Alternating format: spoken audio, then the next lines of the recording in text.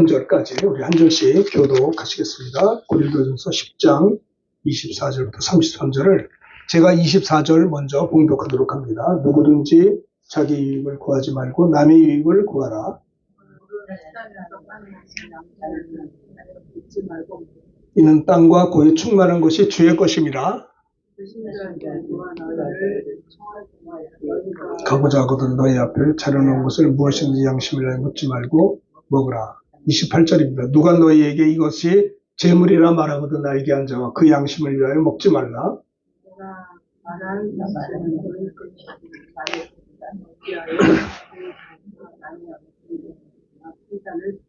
크게 좀 하세요. 30절 제가 합니다. 만일 내가 감사함으로 참여하면 어찌하여 내가 감사하는 것에 대하여 비방을 받으리요.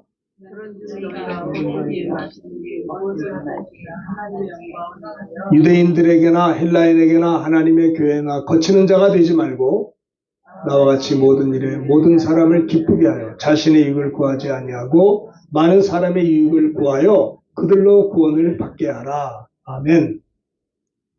고린도전서 10장 24절부터 33절의 말씀을 중심으로 오늘 말씀의 제목은 성도의 삶의 기본 자세라는 제목으로 말씀을 나누며 은혜를 나누고자 합니다. 한번 따라서 하시면 고맙겠습니다. 성도의 삶의 기본 자세. 고린도전서 10장은요 이스라엘 백성들이 출애굽을 했죠. 출애굽한 것도 참 기적적으로 문설주의 어린 양의 피를 바름으로 인해서 바르지 않는 집은 장자들이 죽음으로 인해서 바로 왕이 항복을 했어요. 그래서 출애굽을 한 겁니다. 430년 노예 생활을 했던 저들이 모세의 인도를 받아서 하나님의 은혜로 어쨌든 출애굽을 하게 되었어요. 광야를 나오게 된 겁니다. 광야에 나와서 이제 가나안 복지를 향해서 가는 도중에 앞에 홍해 바다가 가로막고 있고 또 뒤에는 누굽니까? 애굽의 군사 바로 왕이 억울해가지고 식민지가 200만 명이 나가면요 이게 다 식민지가 얼마나 좋아요. 월급도 안 줘도 밥만 먹여주고 재워주면 얼마든지 식민지는 쓸 수가 있는데 200만 명이 애굽에서 나가버리니까 경제적인 손실이 너무나 크니까 바로가 분해가지고 다시 번복해가지고 이스라엘 백성들을 끄집어내려고 그렇죠? 그래서 이제 애굽의 전차를 끌고 다시 이제 광야로 가는 겁니다. 잡아서 다시 식민지 받으려고. 이스라엘 백성들이 앞에는 시퍼런 홍해 바다가 있고 뒤에는 전차 부대가 달려오니 이게 생각해 보세요. 이스라엘 백성들이 애굽에서 종살이밖에 한 게 없기 때문에 오합지졸일 수밖에 없어요. 싸움을 할 수가 있어요? 뭘 할 줄 모르잖아요. 식민지 근성으로 오합지졸일 수밖에 없는 그런 약한 사람들입니다. 그러니까 이들이 애굽의 군사들이 쳐들어오니까 벌벌벌 떨면서 이제 난리가 났어요. 우리를 여기서 죽게 하려고 하느냐. 그때 이제 누굽니까? 모세가 하나님 앞에 기도했더니 하나님께서 지팡이를 들어서 바다를 가르라. 바다를 갈랐어요. 그리고 백성들이 믿음으로 바다를 육지와 같이 건너고 애국 군사들도 건넜는데 이제 이스라엘 백성들이 바다를 육지같이 다 건너고 난 다음에 나중에 또 지팡이를 내리니까 어떻게 됐어요? 바다가 다시 하나가 돼가지고 몰살이 됐단 말이에요. 그래서 그들이 하나님의 구원을 기뻐하고 찬송하고 모세의 누이 미리암이 속옷치며 찬송하며 하나님을 영광 돌렸어요. 참 이들이 이렇게 기가 막힌 광야 생활이 시작된 겁니다. 그들이 홍해를 건너서 광야로 들어간 목적이 뭐냐? 광야가 목적이 아니라 가나안에 들어가서 적과 꿀이 흐르는 비옥한 토지에서 땅을 점령해서 거기서 이제 이스라엘 백성이 뿌리를 내리려고 광야를 통과하는 겁니다. 근데 광야를 통과하는 가운데 참 낮에 더울 때는 하나님께서 구름 기둥으로 밤에는 불 기둥으로 인도하시고요. 배고플 땐 만나를 주시고 그것도 더하려니까 메추라기도 주시고 목이 말랐을 때 반석에서 물을 되게 하시는 이런 광야 생활에 하나님의 은혜를 맛봤는데 이들이 어땠어요? 이스라엘 백성들은 배부르고 등 뜨뜻하고 살만하니까 우상 숭배하는 겁니다. 하나님 의지하지 않고 사람을 의지하고 세상 의지합니다. 우상 숭배하다가 하루아침에 하나님께서 진노하셔서 광야 생활에서 이스라엘 백성들이 수만 명이 죽었어요. 그것뿐만입니까? 이들이 또 이제 배부르고 등 뜨뜻하니까 음행을 저지르기 시작하는 겁니다. 네? 하나님이 기뻐하지 않는 음행을 저지름으로 말미암아 2만 3천 명인가가 한꺼번에 하나님이 멸절을 했어요. 또 하나님을 시험하다가 그들은 어떻게 됐어요? 하나님께서 여호와 하나님을 시험하는 그들을 심판하셨어요. 또 하나님을 원망하고 모세를 원망했어요. 이것이 뭡니까? 광야 생활의 이들의 모습이었어요. 은혜를 받고도 우상 숭배하고 은혜를 받고도 세상 의지하고 음행을 저지르고 하나님을 믿지 못하고 시험하고 하나님께 감사할 줄 몰라고 원망하고, 이게 이스라엘 백성들의 광야 생활의 모습이에요. 광야에서 가나안 복지까지는 한 10며칠이면 간답니다. 근데 40년을 갔어요. 왜 그래요? 이들이 40년 동안 광야 생활을 한 것은 하나님이 징계하고 훈련한 것이에요. 아시겠어요? 자, 우리는 이 고린도전서 10장에서 사도 바울은 고린도 성도들을 향해서 이스라엘 백성들의 광야 생활의 범죄를 쫙 나열하면서 너희는 저희들과 같이 우상 숭배하지 말라, 음행하지 말라, 하나님 시험하지 말라, 하나님을 원망하지 말라는 것을 이 고린도서 10장에서 말씀하신 다음에, 그러나 이제 우리는 어떻게 살아야 되는가? 우리는 광야와 같은 세상을 지금 살아가고 있습니다. 우리는 광야가 우리의 전부가 아니고 가나안 복지, 우리가 이 땅에 나그네 인생을 살면서 이 땅에 정착하려고 하는 것이 아니라 하나님의 나라가 우리의 본향이라고 하는 겁니다. 그래서 고린도서 10장에서는 그러면 이스라엘 백성들의 과거의 범죄를 너희들은 반복하지 말고 이제는 하나님의 자녀답게 하나님 나라를 향해서 이 광야와 같은 세상에서 죄짓지 말고 넘어지지 말고 원망하지 말고 하나님 시험하지 말고 우상 숭배하지 말고 음행을 저지르지 말고 우리는 하나님의 자녀로서 어떠한 삶을 살아야 될지를 가르쳐 주는 것이 고린도전서 10장 오늘 24절에서 33절의 말씀이거든요. 그러니까 이제 우리 성도로서 삶의 기본 자세가 어떻게 되어야 되는가를 바울은 고린도 교우들에게 힘있게 여기서 말씀을 가르치고 있는 것이죠. 기본 자세가 중요해요. 예전에 제가요, 군목으로 있을 때 이영무 그때 집사님이셨어요. 저희 사단사령부에 가서 우리 장병들하고 축구 시합을 한 적이 있었어요. 그때 이영무 집사님이 할렐루야 구단에 들어가면 좋을 텐데 그런 거 안 하고 임마누엘이라고 하는 실업팀을 만들어가지고 고생을 많이 했던 시절이었어요. 그래서 제가 지금도 기억해요. 이영무 집사님, 그때 지금은 목사님이십니다만 그분이 이런 얘기를 해요. 목사님, 국가대표 선수가 되려면 어려서부터 선수를 해야 되고 기본 자세가 3가지가 있어야 된대요. 그러지 않으면 국가대표가 꿈도 꾸질 수 없대. 축구 선수가 엄청 수만 명인데 여러분 국가대표는 엔트리가 11명밖에 안 돼요. 수만 명 중에서 11명이요. 근데 국가대표의 기본이 뭐냐? 스피드가 있어야 돼요. 100m를 빨리 뛰어야 된다는 거예요. 옛날에 차범근 씨가 국가대표였을 때 사람들이 고려대 그때 다녔을 때인데 국가대표 선수였어요. 차범근 씨가 막 뛰면요 말이 뛴다고 그랬어요. 얼마나 빨리 뛰는지. 우리 손흥민 선수도 뛰임이 굉장히 빠릅니다. 엄청나게 빨라요. 이 스피드가 없으면 국가대표가 안 된다는 거예요. 키가 크든 작든 상관없이 무조건 빨리 뛰어야 된다는 거예요. 그래야 경쟁에서 승리할 수 있어요. 이 기본이에요, 기본. 두 번째는 뭐냐? 파워가 있어야 되는 거예요. 힘이 있어야 된다는 거예요. 파워가 없으면 안 된다는 거예요. 그러니까 근력 운동을 해서 기본 체력이 없으면 빨리 뛴다고 소용이 없어요. 빨리 뛰고 파워, 아주 강력한 슈팅을 할 수 있는 힘이 있어야 된다는 거예요. 3번째는 뭐예요? 테크닉이 있어야 돼요. 테크닉. 우리 손흥민 씨 아버지가 손흥민을 교육할 때 오른발 왼발 슈팅을 쏘는데 대개 오른발잡이잖아요. 근데 왼발도 하루에 5,000번 슈팅을 쏘게 했다는 거예요. 그러니까 아버지가 자기 아들을 훌륭한 선수를 키우려고 얼마나 힘들겠어요. 그런데 오른발 왼발 슈팅을 5,000번씩 쏘, 이게 얼마나 힘들어요. 그러니까 테크닉이에요, 테크닉. 그러니까 국가 대표 선수 기본 자세가 되려면 스피드가 있어야 되고 파워가 있어야 되고 테크닉은 기본 자세라고 하는 거예요. 그렇습니다. 그러니까 우리가 하나님의 자녀로서 천국 백성으로서 이 세상에서 승리의 삶을 살려면 성도의 삶의 기본 자세가 세 가지는 있어야 된다는 것을 제가 지금 말씀을 드리고자 하는 것입니다. 그래요. 승리하는 신앙인이 되려면 첫째는 뭐냐? 자, 봅시다. 고린도전서 10장에 보면 자 24절 크게 읽읍시다. 이걸 보시고 다 같이 읽어요. 보세요. 이걸 보셔야 돼요. 시작. 누구든지 자기 유익을 구하지 말고 남의 유익을 구하라. 여기 가능하겠어요? 형제님, 이거 가능해요?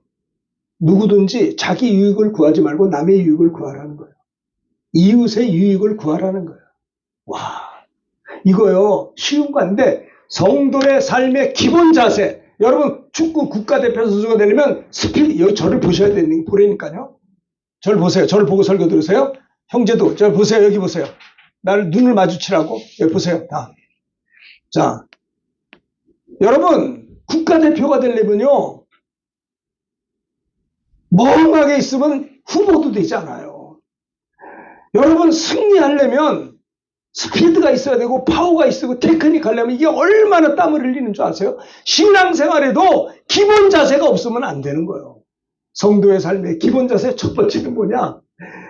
이 사도 바울은 고린도 교회 성도들 향해서 누구든지 잘 보세요. 잘 들으세요. 이걸 보셔야 된다니까요. 눈을 마주치고 자기 유익을 구하지 말고 남의 유익을 구하라. 이거 쉬운 거 아니에요. 부부간에도 마찬가지예요. 내가 나의 유익을 구하는 것보다 아내의 유익을 구하는 겁니다. 아내는 자기 유익보다 남편의 유익을 구하는, 이게 성도의 삶의 기본 자세입니다.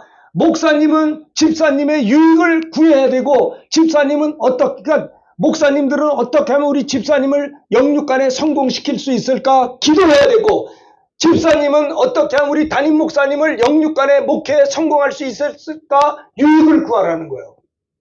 여러분 그러세요. 여기 왜 오셨어요? 여기 오셔서 뭐 하실 거예요? 여러분의 유익을 위해서 오셨습니까? 아니면 이웃의 유익을 위해서 오셨습니까? 이게 중요한 거거든요. 받는 자보다 주는 자가 복이 있다고 성경은 이야기하고 있는 것입니다. 여러분 우리 성도의 삶의 기본 자세가 뭐냐면 누구든지 자기 유익을 구하지 말고 남의 유익을 구하라는 거예요. 오늘날 많은 사람들은요. 식구가 어려운 일 당하면 막 도와줘요. 우리 아들 힘든데 막 도와줘요. 그런데 여러분 잘 보세요. 누가 우리 형제여 자매여 모친입니까? 주의 뜻대로 사는 자가 우리 형제여 자매여 모친이에요. 성도들끼리도요. 자기 가족은 챙기면서 성도들에게는 아까워. 이건 뭐예요? 성경적인 기본 자세가 없는 거예요. 안 그러세요? 누가 우리 형제여 자매여 모친이냐 말이에요. 주의 뜻대로 사는 자가 우리 형제여 자매여 모친인 것입니다. 내가 내 가족을 본능적으로 유익을 구하듯이 우리가 성도들끼리 하나님의 자녀로서 자기 유익을 구하지 말고 이웃의 유익을 구하는 삶이 성도의 삶의 첫 번째 기본 자세임을 사도 바울은 고린도전서 10장 24절에서 누구든지 자기 유익을 구하지 말고 남의 유익을 구하라 이렇게 말씀했어요. 제가 또 한마디 하겠습니다. 휴스턴 서울교회 최영기 목사님 그 가정교회 있거든요. 컨퍼런스가 1년에 2번씩 우리나라에서 있어요. 목사님들, 사모님들이 700명, 800명이 모여서 컨퍼런스를 해요. 3박 4일 동안. 근데 최영기 목사님이 가정교회를 이렇게 나름대로 목회 철학을 만들었는데 그 중에 하나가 뭐냐? 마태복음 20장 28절 인자가 온 것은 섬김을 받으려 함이 아니요 도리어 섬기려 하고 나의 목숨을 많은 사람들을 위해 대속물로 주러 왔느니라. 예수님이 이 땅에 왜 오셨어요? 섬김을 받으려고 온 것이 아니라 도리어 섬기려 하고 나의 목숨을 많은 사람들을 위해 대속물로 주러 오셨다는 겁니다. 예수님이 오신 건 섬기려고 오셨어요. 제자들은 말이죠. 은혜 받기 전에 성령 받기 전에 제자들은요. 네가 높으냐 내가 높으냐 싸웠어요. 늘 비교하고 늘 경쟁을 했어요. 그래서 예수님을 이스라엘의 인구부로 모시면 나는 우편에 나는 좌편에 이렇게 말을 했단 말이에요. 그러니까 주님께서 높고자 하는 자는 낮아져야 될 것이고 그렇게 얘기했잖아요. 어린아이 같지 않으면 천국에서 높은 자가 아니다. 근데 제가 최영기 목사님 그 가정교회 세미나 가서 컨퍼런스 가서 의뢰받은 게 뭐냐면 예수님이 오신 목적이 뭐냐? 섬기려고 오셨다는 거예요. 섬기는 자가 되어야 된다는 거예요. 제가요, 전사님, 1979년 1월 달에 전도사 시절에 그때 제가 종로 5가에 정신여고가 지금 그때는 종로고에 정신여고가 있어요. 정신여고 앞에 UBF라고 하는 대학교 성경 읽는 그런 선교단체가 있었어요. 근데 그 UBF가 평신도 선교사로서는 지금도 1등입니다. 1,000몇백 가정이 평신도 선교사들이 세계 선교사로 나가요. 그들은 의사가 되면 여기서 병원 차려서 돈 버는 게 아니라 의사가 되면 어디 가냐? 저 동남아나 아프리카나 이런 데 가서 병원 선교를 해요. 무슨 월급이 있겠어요? 거기서 그냥 봉사하다가 오는 거죠. 참 대단한 UBF 사람들은요, 의사들이 굉장히 많습니다. 법조인들도 많고요. 아주 훌륭한, 참 그래서 우리 교회에서도 평신도 선교단체 UBF에 대해서 참 존경스러웠어요. 제가 1979년 1월 달에 전도사를 하면서 하도 UBF가 성경 공부 잘한다고 해서 1년 동안 가서 공부한 적이 있어요. 처음 이제 제가 총신대학 다니면서 전도사 하면서 1979년에 종로가까지 이제 버스 타고 가서 거기서 이제 UBF 가서 성경 공부를 한 적이 있습니다. 처음에 가니까 나도 새신자예요. 다 이렇게 어디 다니까 총신대 다닙니다. 뭐 교회에서 전도사입니다. 그러니까 제가 앉혔는데 제가 놀란 게 뭐냐면 제 옆에 어떤 형제가 앉아 있어요. 내가 이제 처음 온 사람이니까 제 옆에 앉아가지고 저를 얼마나 도와주는지. 사람은 영물이라 저 사람이 나를 사랑하는 거 느낀다고요. 사랑하는 척하는 거하고 사랑하는 건 다르거든요. 그 형제님이 UBF 멤버인데 내가 처음 거기에 성경 공부하러 갔더니 내가 이제 처음 온 사람이잖아요. 제 옆에 딱 앉아있더니 얼마나 나를 섬겨주는지 그 사랑을 내가 지금도 잊지를 못해요. 어떤 형제인데. 그리고 이제 거기서 성경 공부하고 교제하고 뭐 간식도 먹고 서로 대화하고 교제하고 기도하다가 끝나고 이제 저는 UBF에서 나와가지고 종로 오고 버스 정류장 가서 이제 영등포로 이제 가려고 버스 타러 가는데 제가 버스 타는 데까지 쫓아와요. 쫓아오더니 형제님 안녕히 가십시오. 다음 주에 또 뵙겠습니다. 제가 그 UBF 그 형제가 저를 섬겨주는 걸 보고 제가 잊을 수가 없어요. 교회도 좀 저랬으면 얼마나 좋을까. 선교단체는 안 그러더라고요. 뭐 교회도 안 그러겠습니다만은 진짜 어떤 형제가 왔는데 그 형제는 옆에 앉아서 저만 쳐다봐요. 내가 불편한 거 없나? 내가 도와줄 거 없나? 야, 저게 섬김이구나. 최영기 목사님은 가정교회 세미나 때 섬김이 뭐냐? 이웃을 성공시킨다는 거예요. 휴스턴 서울교회 안수 집사님 한 분이 거기 휴스턴은 과학자들이 많이 사는 실리콘밸리가 있어요. 지난번에 제가 말씀드렸잖아요. 실리콘밸리의 그 미국 사회가 화이트 칼라, 백인들만 본부장이지 황색인들은 아무리 똑똑하고 하버드 대학을 나와도 본부장을 안 시킨다는 거예요.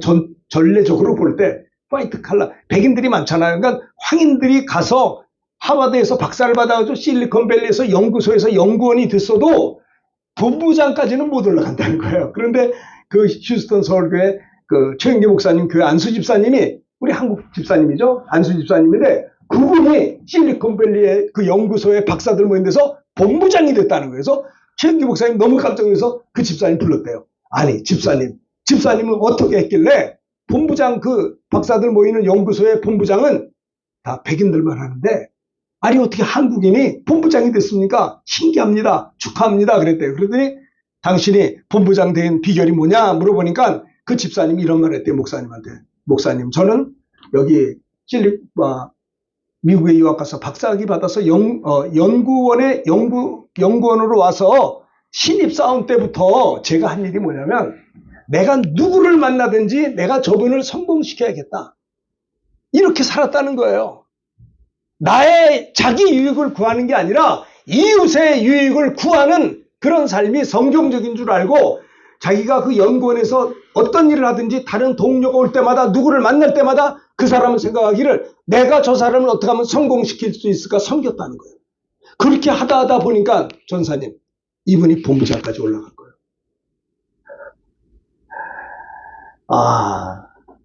예수님께서도 사랑하는 제자들의 발을 씻겨줬습니다. 그랬더니 예수님이 제자들의 발을 씻겨준 다음에 너희들이 나를 선생이라 너희들이 나를 주라 하니 너희 말이 옳도다. 내가 너희의 선생과 주가 되어 너희의 발을 씻겼으니 따라합시다. 너희도 서로 이와 같이 하는 것이 옳으니라. 네. 어떠세요? 여러분들은 누구를 만나도 저 사람의 나의 유익을 구합니까? 저 사람의 유익을 구합니까? 여러분 성경은 분명히 말해요. 주는 자가 받는 자보다 복이 있다는 거예요. 저도 보면 목사님들이 훌륭한 목사님들 보면요. 주는 목사님이세요. 무조건 만나면 줘요. 미안할 정도로 줘요. 근데 그분이 주고 주면 다 없어져야 되는데 더 풍성하다는 거예요. 인색한 사람을 하나님이 축복하지 않는다는 걸 볼 수가 있어요. 광영교회 감자탕 교회인가요? 감자탕 교회는 감자탕 간판이 커가지고 감자탕 교회라고 하는데 그 교회는요. 한국에 어려움이 있으면 그 감자탕 교회 그 목사님하고 교인들이 막 벌떼같이 달려들어요. 그래서 교회 재정 다 써서 뭐 비 피해 당하고 뭐 홍수 피해 당한 데 가서 다 하여튼 그 교회가 간단 말이에요. 그럼 그 교회가 바닥이 나야 될 거 아니에요. 그렇게 재정을 많이 쓰고 없어지면 끝나야 되는데 하나님이 부어주신다라고 하는 거예요. 여러분 하나님께서 우리들에게 5달란트, 2달란트, 1달란트를 주셨습니다. 잘 들으세요. 이 달란트를 가지고 즉시 가서 장사하여 남길 때 잘하였도다 착하고 충성된 종아 내가 적은 일에 충성하였으니 큰 것으로 내게 맡기리니 내 주인의 즐거움에 참여할지어다. 지금 저는요 기본 자세를 이야기하고 있는 거예요. 아까 국가대표 축구 국가대표 선수가 되려면 기본 자세가 없으면 아예 들어오지도 못해요. 스피드가 있어야 되고 파워가 있어야 되고 테크닉이 있어야 된다는 거예요. 이영무 우리 목사님의 집사님의 말씀이에요. 응? 이것처럼 승리하는 신앙인이 되려면 성도의 삶의 기본 자세 첫 번째가 뭐냐? 물론 성도의 기본 자세가 날마다 새벽 기도하고 성경 읽고 전도하고 성도의 교제 이건 기본이죠. 그러나 또 하나는 자기 유익을 구하지 말고 이웃의 유익을 구한다라고 하는 겁니다. 이웃 여러분들이 이제 오늘부터 시작되는 한 주간 누구를 만나든지 그 만나는 사람을 영육간에 성공시키려고 한번 해보세요. 그를 위해서 축복하고 내가 어떻게 하면 저분을 도울 수 있을까? 아시겠습니까? 그런 분들이 되실 때 하나님이 기뻐하시는 겁니다. 내가 선생과 주가 되어 너희 발을 씻겼으니 제자들을 향해서 너희들도 이와 같이 하는 것이 옳으니라. 우리 성도들의 삶의 기본 자세의 첫 번째는 이웃의 유익을 구하는 삶, 이타적인 삶이다라는 겁니다. 자, 봅시다. 자, 이거 보겠습니다. 예수님은 하늘 영광을 버리고 이 땅에 오셨습니다. 머리 둘 곳조차 없었어요. 그렇죠? 하늘 영광을 다 버리시고 이 땅에 오셨어요. 우리를 위해서 아낌없이 피 흘려 주셨습니다. 예수님은요. 십자가에서 세상에 겉옷도 속옷도 제비 뽑아서 주셨어요. 남김없이 피 흘려 주셨어요. 주님은 우리를 위해서 내 피를 받아 마시라 내 살을 받아 먹으라 이것이 참된 음료의 양식이라. 여러분 예수 믿으면 뺏기는 게 아닙니다. 예수님은 많은 사람들이 오해를 해요. 예수 믿으면 시간을 뺏긴다. 예수 믿으면 돈을 뺏긴다. 오해들 하지 마세요. 예수님은 우리의 행복을 빼앗으러 온 분이 아닙니다. 예수님은 우리를 구원하려고 자기 피를 주셨어요. 살을 찢어 주셨어요. 내 피는 참된 음료라 그랬습니다. 여러분 예수님이야말로 우리의 유익을 위해서 십자가를 죽으시고 부활하신 것을 볼 수가 있는 겁니다. 하늘 영광을 버리시고 오셨잖아요. 그 영광의 하나님 나라의 보좌를 버리시고 우리를 위해서 이 땅에 오셨다라는 겁니다. 예수님 그분이 우리의 유익을 위해서 이 땅에 오셨고 우리를 구원하려고 피 흘려 죽으셨고 우리를 의롭다 하기 위해서 부활하시고 우리에게 성령 보내주려고 승천하셨고요. 또 주님이 다시 오시는 것은 우리를 그분의 처소로 데려가기 위해서 주님은 끝까지 우리의 유익을 위해서 이 땅에 예수님이 오셨기 때문에 성도들의 삶의 기본 자세는요. 누구를 만나든지 자기 유익을 구하려고 하지 말고 남의 유익을 구하려고 내가 어떻게 하면 저분이 어려운데 도울 수 있을까? 주머니도 털고 기도도 해드리고 도와드려야 된다는 거예요. 아시겠습니까? 자기 유익을 구하지 말고 남의 유익을 구하라. 인자가 온 것은 섬김을 받으려 함이 아니라 도리어 섬기려 하고 자기 목숨을 많은 사람들을 위하여 대성물로 주려고 오셨다라고 마태복음 20장 18절에 말씀했지 않습니까? 자, 보십시다. 그래요. 이거 뭐 아까 그 말씀이죠? 내가 너에게 한 것이 너희도 행하게 하려고 본을 보였다고 주님이 말씀하셨습니다. 자, 사도행전 20장 35절 크게 읽읍시다. 시작. 범사에 여러분에게 모범을 보여준 바와 같이 수고하여 약한 사람들을 돕고 또 주 예수께서 친히 말씀하신 바 주는 것이 받는 것보다 복이 있다 하심을 기억하여야 할지니라. 형제님 보세요. 여기 교회 오신 것은 내가 어떻게 하면 교회를 유익하게 할 수 있을까라고 생각해 본 적 있어요? 자기 이익을 위해서 오는 게 아니고, 내가 우리 집사님 만나도, 형제님이 집사님 만났을 때 내가 어떻게 하면 집사님에게 유익을 줄 수 있을까라고 생각하는 게 필요하다는 거예요. 오케이? 이거가 되면 오늘 설교 끝이요. 여러분, 제자 이름으로 냉수 한 컵이라도 대접하면 결단코 상을 잃지 않는다고 성경은 이야기하고 있어요. 여러분, 우리가요, 여러분들이 주님을 위해서 고난을 당하고 수고하고 하나님의 메리 되면 기뻐하고 즐거워하라. 하늘에서 너희 상이 크다고 성경은 이야기하고 있는 것입니다. 주 예수께서 친히 말씀하신 바 주는 것이 받는 것보다 복이 있다 하심을 기억하여 할지니라. 주는 자가 복이 있다라고 하는 겁니다. 어떻게 하면 저분에게 내가 믿음을 도와줄 수 있을까? 내가 어떻게 하면 저분의 무거운 짐을 지고 내가 저분을 위로할 수 있을까? 내가 어떻게 하면 저분을 위해서 기도해 드릴 수 있을까? 주는 자가 복이 있다라고 하는 겁니다. 누가복음 6장 38절 크게 한번 읽읍시다. 시작. 주라 그리하면 너에게 줄 것이니 곧 후이되어 누르고 흔들어 넘치도록 하여 너희에게 안겨주라. 주라 그리하면 너에게 줄 것이니 곧 후이되어 누르고 흔들어 넘치도록 너에게 안겨주리라. 내가 주님을 위해서 헌신했더니 주님은 과분하게 더 많이 주신다라고 하는 겁니다. 심은 자가 거두는 거예요. 심는 대로. 그래요. 여러분들은 성도의 삶의 첫 번째 기본 자세가 뭐냐? 자기 유익을 구하는 게 아니라 남의 유익을 위하여 구하라. 이웃의 유익을 구하라. 이타적인 삶을 살라. 섬기는 삶을 살라. 이웃을 성공하는 삶을 살 때 휴스턴 서울교회 안수 집사님처럼 황색인종이면서 그 실리콘밸리 박사들 모이는 연구소의 본부장이 됐다는 거예요. 그러니까 백인들이 감동을 받은 거예요. 웬 한국 사람 얼굴이 노란 사람이 그저 누구를 만나든지 섬기고 성공시키고 하다 보니까 야 저분이 훌륭한 리더십이 있다 해서 본부장이 됐다는 거예요. 그래서 그 최영기 목사님은 마태복음 20장 28절을 인자가 온 것은 섬기러 왔다. 섬김이 뭐냐? 나 때문에 저분을 성공시킨다는 거예요. 아시겠어요? 사업하는 분들도 생산자들은 소비자를 성공시키려고 한다는 거예요. 옛날에 조영기 목사님 그러더라고요. 비즈니스 석세스 클럽에서 예전에 간단히 설교하실 때 그러더라고요. 이 생산자들이, 사업가들이 소비자들을 이용해 먹으려고 하지 말고 소비자를 성공시킬 때 본인이 성공한다는 거예요. 성경적인 겁니다. 주는 자가 받는 자보다 복이 있다라고 하는 말씀이죠. 자, 140년 전에 서구 선교사님들도 이 땅에 오셨어요. 정말 그들이 바보 같은 분들이세요. 그렇죠? 서구 선교사들이 와서요, 목배임을 당했어요. 그들은 25, 30의 꽃다운 나이의 젊은 서구 선교사님들, 미국과 영국과 호주의 명문대학을 졸업하고 MDB 목사과정을 공부하고 힘들고 어려운 한국어를 공부해서 한국 선교사 파송을 받은 분들이에요. 이분들이 안락한 미국과 영국과 호주에서 살 수도 있지만 주님의 보내심을 받아서 이 땅에 140년 전에 오셔서 그들은 왜 왔어요? 자기들의 유익이 아니라 이 조선 땅 영혼들을 유익하게 하려고 영육간에 살리려고 오셔서 목배임을 당하고 풍토병으로 돌아가시고 순교를 당하시고 고초를 겪으셨어요. 그래서 어떻게 됐습니까? 그들은 그들로 인해서 정말 그야말로 140년 만에 대한민국은 어떻게 됐어요? 3만 5천 명의 선교사를 파송하는 서구 선교사님들의 이웃의 유익을 구하는 삶의 결과 대한민국이 선교왕국이 됐다라고 하는 겁니다. 미국 다음에 선교대국이에요, 우리가요.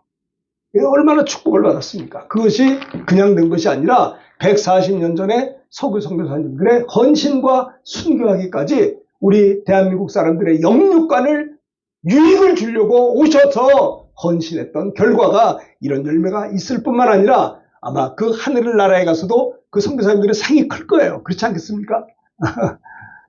성도들의 삶의 기본 자세는 따라합시다. 이웃의 유익을 구하는 삶.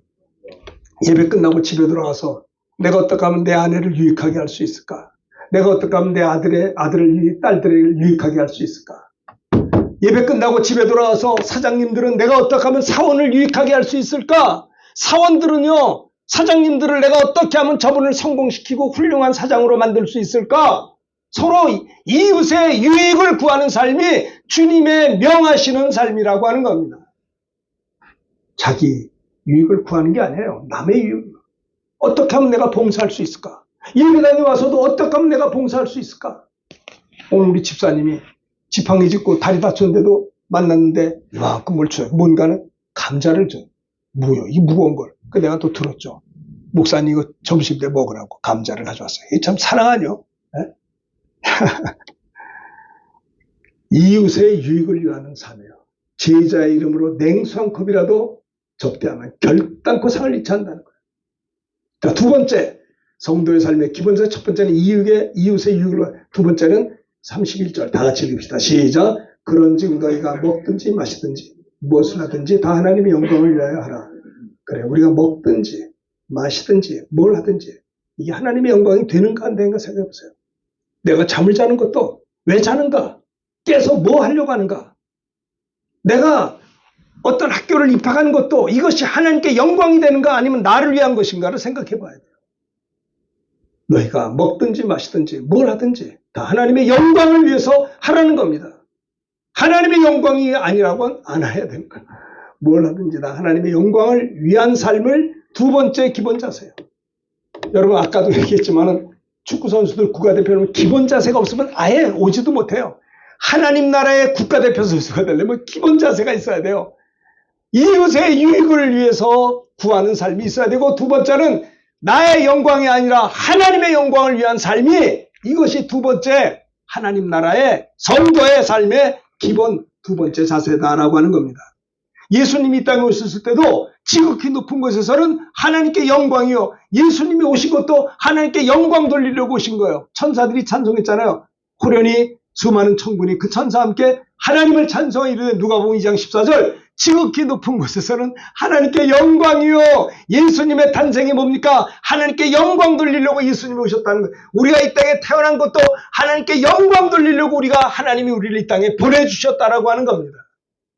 하나님이 기뻐하시는 사람들 중에 평화로다. 주님이 어딜 가든지 평안하기를 빌라는 거예요. 예수님이 이 땅에 오신 자체가 하나님께 영광 돌리기 위해서 위함이었다라고 하는 것을 누가복음 2장에는 말씀하고 있습니다. 요한복음 17장에도요, 예수님의 기도거든요. 요한복음 17장 1절, 다 보시고 크게 읽읍시다. 시작. 예수께서 이 말씀하시고 눈을 들어 하늘로 우러러 이르시되, 아버지여 때가 이르렀사오니 아들을 영화롭게 하사 아들로 아버지를 영화롭게 하옵소서. 그래요. 아들로 하여금 아버지를 영화롭게 하옵소서. 예수 그리스도로 말미암아 하나님 아버지를 영광 돌리게 해달라고 기도했던 것이죠. 예수님께서 대지상적인 기도를 한 겁니다. 아들로 인하여 아버지를 영화롭게 하옵소서. 예수님의 일거수일투족은 철저히 하나님의 영광을 위해서 그분은 사셨던 걸 볼 수가 있습니다. 우리들도 그렇게 살아야 됩니다. 마태복음 5장 16절 다 같이 읽어봅시다. 시작. 이같이 너희 빛이 사람 앞에 비치게 하여 그들로 너희 착한 행실을 보고 하늘에 계신 너희 아버지께 영광을 돌리게 하라. 이같이 너희 빛이 사람 앞에 비치게 하여 그들로 너희 착한 행실을 보고 하늘에 계신 너희 아버지께 영광을 돌리게 하라. 자, 마태복음 6장 2절 읽읍시다. 시작. 그러므로 구제할 때 의식하는 자가 사람에게 영광을 받으려고 회당과 거리에서 하는 것 같이 너희 앞에 나팔을 불지 말라. 진실로 너희에게 이르노니 그는 자기의 상을 이미 받았느니라. 구제를 하고도 나팔을 불고 나 보라 구제하지 않느냐. 옛날에 서기관 사두개인이 부자였거든요. 사두개인들은요, 구제를 할 때 사람 많은 데서 구제하지 왜 칭찬받으려고. 사두개인들이 부자였어요. 그래서 꼭 구제할 때 보면 시내 한 거리에서 동전을 떡떡 떨어뜨리면 나리 이거 당신 겁니다. 가지시 얼마나 폼이 나요. 그러니까 사람 앞에서 구제를 했어요. 네? 사두개인들은.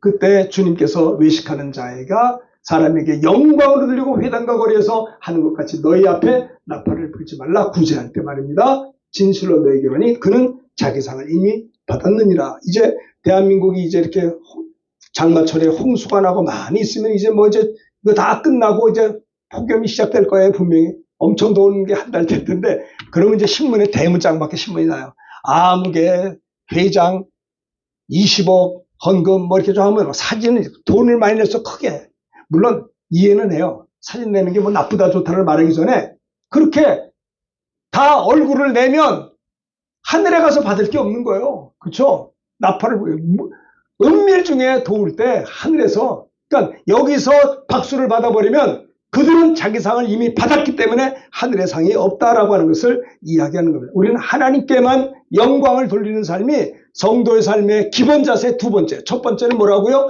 이웃의 유익을 구하는 거예요.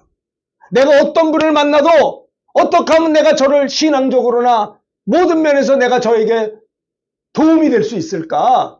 그렇죠? 그를 위해서 기도해드리고 부족한 것을 내가 보충해드리고 내 유익을 위해서 누구를 만나는 게 아니라 저분의 유익을 위해서 나를 드리는 삶이 첫 번째 신앙의 기본 자세 첫 번째라고 하는 것을 성경은 이야기하고 있는 거예요. 두 번째는 하나님께 영광입니다. 영광. 내가 수고 많이 한 다음에 내 이름 석자가 드러나는 게 아니고요. 하나님께만 영광을 돌리는 것이 하늘의 상이 있는 것이죠. 자, 마태복음 15장 30절 읽어봅시다. 시작. 큰 무리가 다른 저는 사람과 장애인과 맹인과 말 못하는 사람과 기타 여럿을 데리고 와서 예수의 발 앞에 안침에 고쳐주신 31절. 말 못하는 사람이 말하고 장애인이 온전하게 되고 다리 저는 사람이 걸으며 맹인이 보는 것을 우리가 보고 놀랍게 여겨 이스라엘 하나님께 영광을 돌리니라. 이런 능력을 행한다면도 결국 뭐요? 하나님께 영광을 돌려야 되는 거예요. 하나님께 돌아갈 영광을 내가 뺏으면 안 되는 거다라고 하는 겁니다. 이것이 아무리 우리가 이웃을 유익을 구하고 수고한다면도 내가 칭찬 박수를 다 받아버리면 하나님께 영광이 안 되면 아무 유익이 없다라는 것을 이야기하는 거예요. 오늘 말씀의 제목은 고린도전서 10장 24절부터 33절을 통해서 우리 성도들의 삶의 기본적인 자세에 대해서 이야기하겠습니다. 첫 번째 뭐예요? 자기 유익을 구하는 거. 여러분 생각해보세요. 이번 한 주간 누구를 만나든지 내가 어떤 분을 만나든지 내가 저분에게 유익이 될 게 없는가? 어떻게 하면 저분을 성공시킬 수 있을까? 영육간에 어떻게 내가 잘 그를 섬길 수 있을까? 해야 된다라고 하는 거예요. 이것이 오늘 사도 바울이 고린도 성도들에게 고린도전서 10장 24절에서 자기 유익을 구하지 말고 남의 유익을 구하라 했던 말씀이다라고 하는 겁니다. 자, 그 다음에 하나님께 영광이죠? 잘하는 말씀이에요. 한 마을에 들어가시니 나병 환자 10명이 예수님을 만나 멀리 서서 소리를 높여 부르짖습니다. 예수 선생님, 우리를 불쌍히 여기소서. 예수님이 보시고 가서 제사장들에게 너희 몸을 보이라 했더니 그들이 그 말씀 순종하여 가다가 깨끗함 받았어요.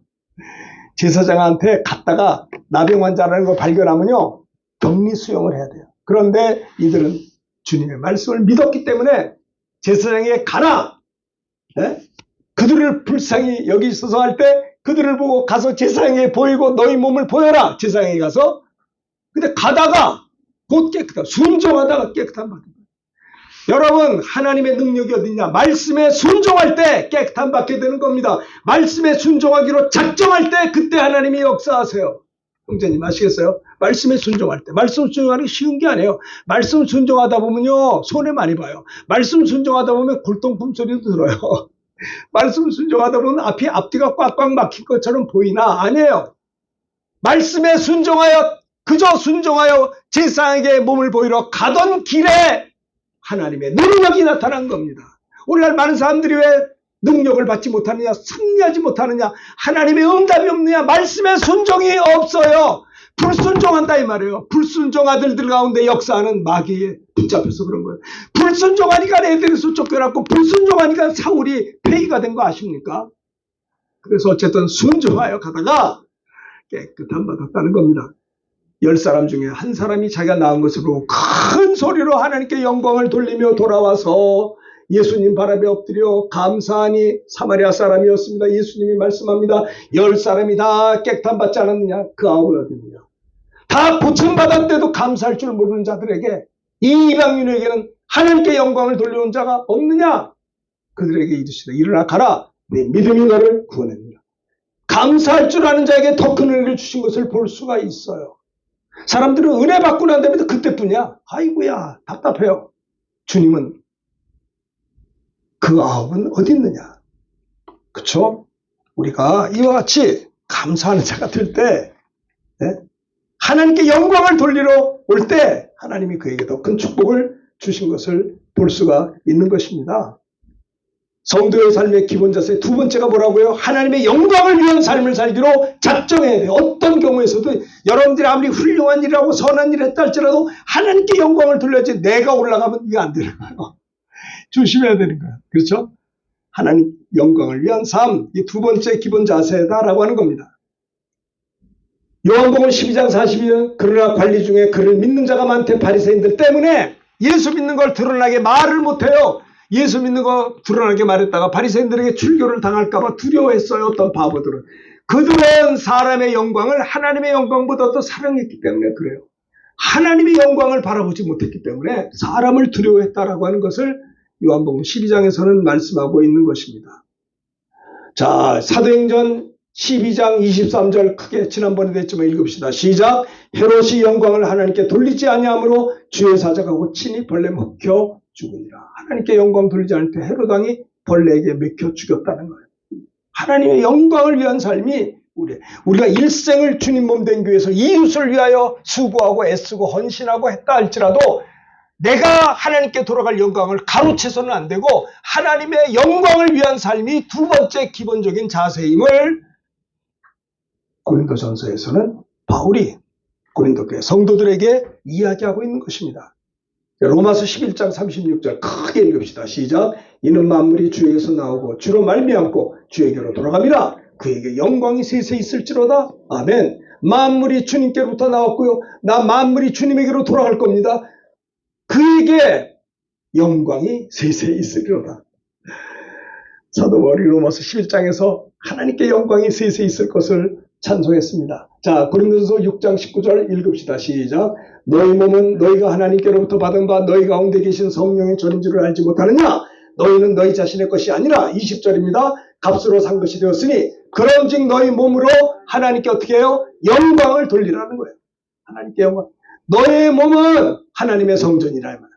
우리들의 몸은 내 거가 아니고 너희가 하나님께로부터 받은 바 너희 가운데 계신 성령의 전인 줄을 알지 못하느냐? 너희는 너희 자신의 것이 아니라 주님이 피값으로 사셨으니 그런즉 너희의 몸 가지고 어떻게 해요? 하나님께 영광 돌리라는 거예요. 성도의 삶의 두 번째 기본 자세는 뭐예요? 하나님의 영광을 위해서 살아야 된다는 것을 이야기합니다. 솔라 그라티아. 오직 개혁주의 신학자들이 오직 하나님께 영광 돌리라는 거예요. 하나님께 영광 돌리라. 뭐 이영무 씨 또 얘기했는데 이영무 집사님은 옛날 골 읽으면요 골 넣을 때마다 무릎 꿇고 기도한 최초의 장본인이에요. 골을 넣었지만은 하나님의 은혜입니다. 나는 하나님께 영광 돌리면서 감사해서 무릎 꿇고 기도한 최초 원조가 이영무 집사님이라고요. 축구 선수. 그 골 읽어가지고 무릎 꿇고 기도할 때 얼마나 비난도 많이 받았을 거예요. 욕도 하고 뭐 저렇게 믿을 필요 있느냐 했지만은 그는 그 환호성과 기쁨을 하나님께 영광 돌리고 싶어서 참 그렇게 우리가 볼 수가 있습니다. 그 후배들도 저렇게 하는 걸 많이 보죠. 자, 우리 하이든의 천지창조 오라토리 연주 당시에 정말 그 훌륭하거든요. 천지창조 그 훌륭한 그 음악입니다. 그래서 사람들이 하나님께 영광을 돌리면서 질문합니다. 놀라운 이 음악을 하이든 당신은 어떻게 이걸 만들었습니까? 그러니까 내가 준 거야. 하나님이 지혜를 주셔서 내가 이거 만들었습니다. 그랬어요. 많은 그 하이든이 이걸 작곡한 다음에 몸이 아파가지고 자기가 관객 맨 뒤편에 앉아서 그 연주에 다 듣다가 연주가 끝나니까 많은 사람들이 기립박수를 하면서 그 지휘자에게 막 박수를 쳤어요. 그러니까 그 지휘자가 그러지 말고 이거를 창조한 거죠. 바이든 저 선생님, 바이든 선생에게 박수를 칩시다. 그러니까 또 바이든에게 막 박수 치니까 바이든이 그분들 관객들에서 손을 지으면서 그렇게 하지 마십시오. 이것은 하나님이 주신 지혜입니다. 우리 하나님께 영광을 돌려야 합니다라고 이 바이든이 아름다운 그 천지창조 그 작곡한 그 음악을 오직 하나님께 영광을 돌렸다라고 하는 일화가 아주 유명한 일화가 있습니다. 그렇죠? 하늘을 가리키면서 나는 아무것도 아닙니다. 오직 하나님께서 지혜를 주셨습니다. 그래서 하나님께만 영광을 돌리십시오. 그래요. 이 음악하는 사람들은요, 이게 스테이지 체질이 돼서 박수 받는 거 좋아하거든요.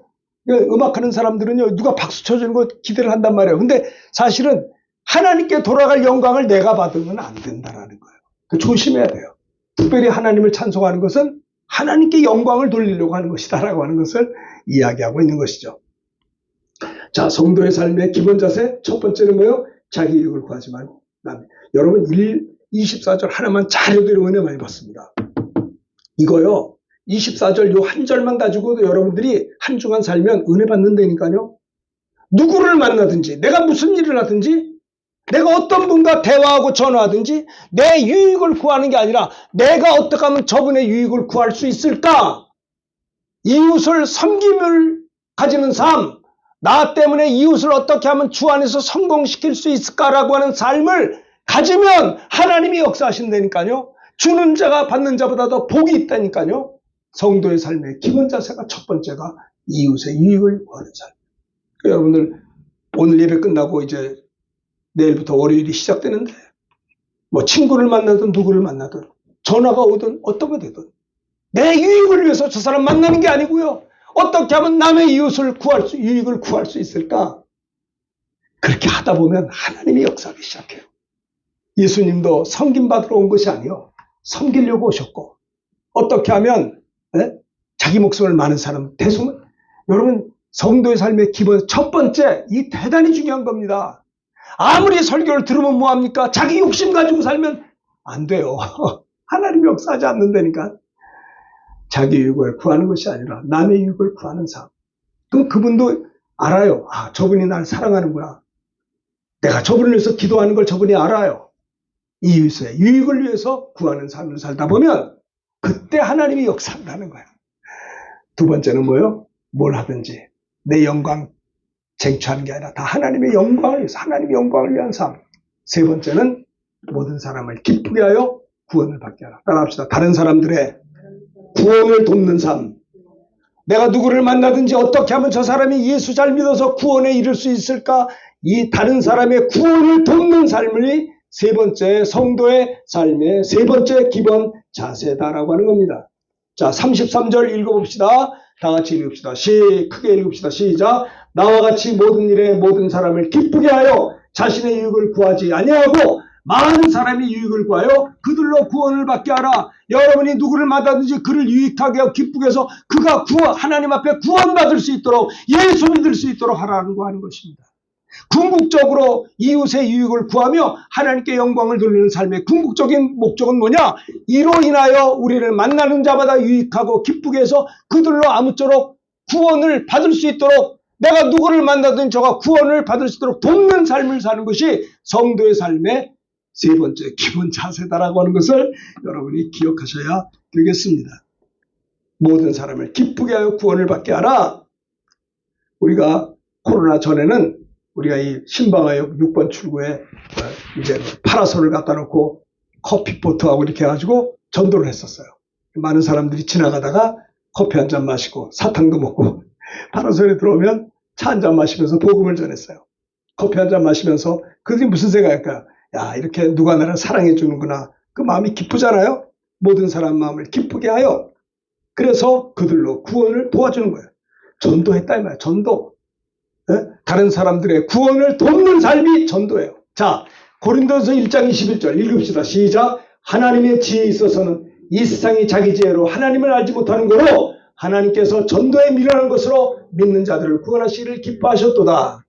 우리 총신 동기 일산에 계시는 신모 목사님은요, 사모님하고 매일 하루에 200가정을 기도 신방, 전도 신방을 해요. 전도지를 들고 집집마다 전도지를 꽂으면서 기도해줘요. 하루에 150에서 200가정을 해요. 매일. 와, 이거 보면 얼마나 딴 사람 볼 때 아주 미련하게 죠. 뭐 하는 짓이야? 여러분 보세요. 하나님의 지혜에 있어서는 이 세상이 자기 지혜로 하나님을 알지 못하는 거로 하나님께서 전도해 미련한 것으로 믿는 자들을 구원하기를 기뻐하셨다라고 하는 겁니다. 자, 성도의 삶의 기본 자세 세 번째는 모든 사람을 기쁘게 하여 구원을 받게 하는 거예요. 다른 사람의 구원을 돕는 일이 전도입니다. 전도. 전도는 어떻게 보면 굉장히 미련하게 보여요. 그러나 하나님께서는 전도에 미련한 것으로 믿는 자들을 구원하기를 기뻐하셨다라고 하는 겁니다. 자, 여기 보면 참 다른 사람의 구원을 돕는 친구들이 나와요. 자, 마태복음 2장 13절부터 교독합시다. 자, 이거 보고 크게 사람들이 한 중풍병자를 네 사람에게 메어가지고 예수께로 올세 때문에 예수께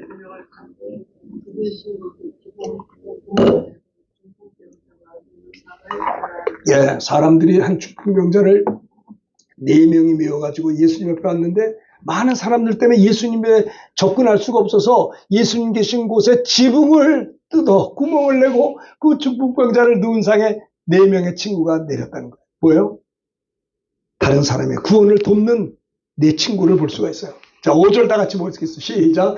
예수께서 그들의 믿음을 보시고 중풍병자에게 이르시되 작은 자야 내 죄사함을 받았느니라 하시니, 이 친구들의 믿음을 보시고 중풍병자의 믿음을 보시고 주님이 중풍병자에게 말씀하시기를 작은 자요 내 죄사함 받아, 주님 앞에 나와서 내가 죄사함 받았다라고 하는 겁니다. 어떤 서기관들이 들어가 거기 앉아 마음에 생각합니다. 이 사람이 어떻게 이렇게 말을 하는가? 신성모독 아닌가? 오직 하나님 한 분 외에는 누가 능히 죄를 사할 수 있겠는가? 이들이 속으로 이렇게 생각하는 줄을 예수님이 아시고 중심에 하시고 말씀하십니다. 어찌하여 이것을 마음에 생각하느냐? 중풍병자에게 주님이 하신 말씀이 내 죄사함 받았느니라 하는 말과 일어나 내 상을 가지고 걸어가라는 말 중에 어느 것이 쉽겠느냐? 10절이 중요합니다. 다 같이 시작. 그러나 인자가 땅에서 죄를 사하는 권세가 있는 줄을 너희로 알게 하려 하노라 하시고 중풍병자에게 말씀하시기를 11절 시작. 내가 네게 이르노니 일어나 네 상을 가지고 집으로 가라 하시니, 12절 다 같이 합니다. 그가 일어나 곧 상을 가지고 모든 사람 앞에서 나가거늘 그들이 다 놀라 하나님께 영광을 돌리며 이르되 우리가 이런 일을 도무지 보지 못하였다 하더라. 자, 다른 사람의 구원을 돕는 4명의 친구를 볼 수가 있어요. 사람들이 몰려들고 중풍병자 꼼짝도 못하는 그 사람을 침상에 4명이 들어서 접근이 안 되니까 지붕을 뜯어가지고 주님 앞에 내려놨을 때 주님이 내 죄 사함 받았냐? 아니 신성모, 아니 어떻게 하나님만이 죄 사하는데 당신이 누구냐? 수군거리는 장에서 인자가 죄 사하는 권세가 있는 줄을 너희도 알게 하려 함이라. 내가 내게 이르노니 일어나 네 상을 가지고 집으로 가라 할 때 그 중병자가요 일어났어요. 상을 가지고 걸어서 사람 앞에 나갈 때 사람들이 놀랬다는 거예요. 죄 사함과 병 고침 역사를 보고 하나님께 영광을 돌리며 우리 가운데 이런 일을 도무지 못 놀랬죠. 보지 못하였느라. 자, 보세요. 모든 사람을 기쁘게 하여 구원을 받게, 다른 사람의 구원을 돕는 삶이 성도의 삶의 기본 자세. 내가 이 말과 이 행동을 함으로 저분이 어떻게 하면 구원을 받을 수 있을까? 이웃 사람들의 구원을 돕는 일을, 그것이 바로 성도의 삶의 기본 자세. 우리 강서구에는 나눔과 기쁨을 감당하는 목사님이 계세요. 그래서 많은 푸드뱅크에서 물건들을 가지고 해서 그걸 나눕니다. 나누면서 그 우리 강서구의 어려운분들을 교인들에게 나눠줘요. 반찬도 만들어서 노인들 나눠줍니다. 이게 아무것도 아닌 것 같아도 이렇게 그들을 기쁘게 하여 그들이 예수 믿을 수 있는 계기를 만들어준다는 거예요. 그래서 다른 사람의 구원을 돕는 삶을 사는 것을 찾아볼 수가 있는 겁니다. 다른 사람들의 구원을 돕는 삶이 전도의 삶이에요. 로마서에 보면 16절에 보면 너희는 그리스도 예수 안에서 나의 동역자들인 브리스가와 아굴라에게 문안하라. 4절 다 같이 합시다. 시작. 그들은 내 목숨을 위하여 자기들의 목까지 내어놓았나니 나뿐 아니라 이방인의 모든 교회도 그들에게 감사하라. 브리스가와 아굴라는요 사도 바울을 위해서 자기 목숨까지도 내놓을 정도로 그들은 그렇게 사랑하고 섬겼어요. 다른 사람의 구원을 돕는 삶을 위해서 자기가 목숨을 바쳐서 브리스가와 아굴라 부부는 사도 바울과 함께 주의 사역을 했던 것을 찾아볼 수가 있는 겁니다. 우리들의 수고와 모든 여러분들의 헌신과 애씀이 결국은 뭐예요? 이웃의 다른 사람들의 구원을 돕는 삶으로 귀결돼야 된다는 것을 여기서 성경은 이야기하고 있는 것입니다. 그렇죠? 그래서 그것 때문에 바울뿐만 아니라 이방인 모든 교회도 브리스길라와 아굴라에게 감사했던 것을 볼 수가 있어요. 그렇죠? 140년 전에 우리 서구 선교사님들이 선교 오신 것도 우리들의 구원을 돕는 거 아니겠습니까? 그들이 학교를 세웠어요. 연희전문대, 연세대학을 세우고 이화학당, 이화여자대학을 세우고요. 광주 기독병원을 세우고요. 대구 동식병원을 세우고요. 병원들을 팔도 강산에 기독병원들을 다 세우고 믹션 스쿨을 세우고요. 고등학교, 중학교, 대학을 믹션 스쿨을 세웠다고요. 누가요? 서구의 선교사님들이. 그들이 우리들을 도와줬어요. 결국 이 모든 것들이 우리 대한민국의 성도들의 구원을 돕는 삶이 되었다라고 하는 거예요. 그렇죠? 140년 전에 서구의 선교사님들이 이런 아름다운 전국의 교회가 교회 말입니다. 저 목포에도 130년 전에 선교사님 세운 교회가 지금도 있어요. 인천에도 있고요. 네? 전국에 선교사님들이 세운 교회들이 있다니까요. 교회를 세우고 학교를 세우고 병원을 세우고 이것이 선교사들의 기본 삶의 자세였어요. 어떻게 하면 이것을 통해서 결국은 믹션 스쿨을 통해서 많은 사람이 예수 믿고 다른 사람들의 구원을 돕는 삶을 살았다라고 하는 거죠. 그렇습니다. 오늘 고린도전서 10장 24절부터 33절의 말씀을 통해서 사도 바울은 이스라엘 백성들이 출애굽해서 광야 생활을 하는데 음행을 저지르고 우상 숭배하고 하나님 시험하고 원망하다가 수만 명이 죽었어요. 이것이 오늘 우리에게 거울이 되어서 우리는 이와 같이 우상 숭배하는 자가 되지 말자. 범죄하지 말고 성도들은 새롭게 신앙의 삶의 자세를 가져야 된다 하면서 사도 바울은 고린도 교회 성도들 향해서 24절에 자기 유익을 구하지 말고 남의 유익을 구하라. 저는 설교를 이렇게 하면서도요, 나도 모르게 내 유익을 구할 때가 많아요. 누구를 만나도 내가 저 사람 만나서 내가 좀 유익을 어떻게 못 얻을까라고 본능적으로 저도 생각을 해요. 근데 그러지 말라는 거예요.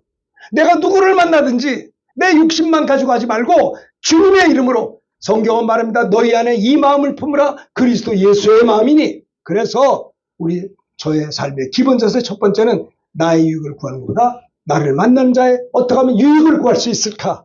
이웃을 성공시킬 수 있을까? 누가 그럽니다. 저 A라고 하는 사람 때문에 많은 제자들이 성공했다.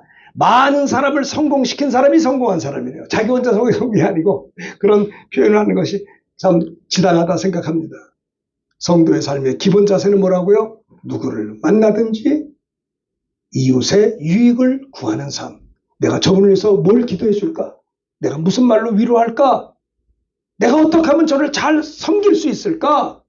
성공시킬 수 있을까? 이것이 성도의 누구를 만나든지 기본 자세 첫 번째고, 두 번째는 내가 아무리 수고했어도 오직 하나님께만 영광을 돌리는 하나님의 영광을 위한 삶을 살아야 되는 것이 두 번째고요. 세 번째는 이 모든 걸 통해서 다른 사람들의 구원을 돕는 삶으로 귀결되어야 된다는 것을 여기 본문에서 사도 바울은 성도의 삶의 세 가지 자세를 말씀하고 있는 것입니다. 이런 삶이 이번 한 주간 사시면서 풍성하게 열매를 맺게 되기를 주님의 이름으로 축원합니다. 이 말씀 들은 걸 생각하면서 찬송가 331장 영광을